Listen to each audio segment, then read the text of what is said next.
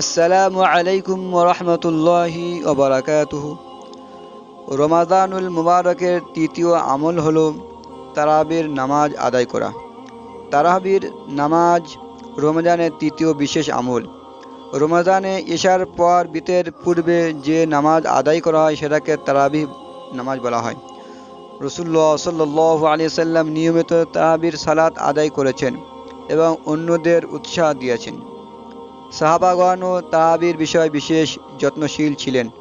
রাসূলুল্লাহ সাল্লাল্লাহু আলাইহি সাল্লাম বলেন, মান কামা রমাদানা ঈমানান ওয়া ইহতিসাবান গুফিরা লাহু মা তাকদ্দামা মিন যামবিহি।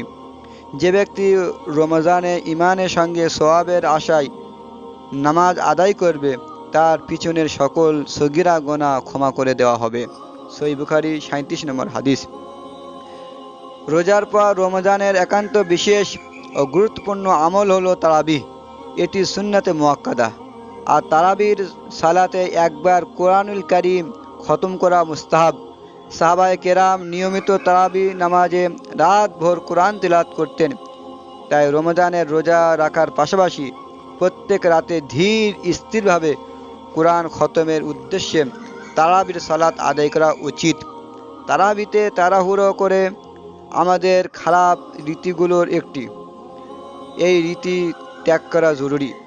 অনেক মসজিদে 4G 5Gতে তারাবির নামাজ হয়।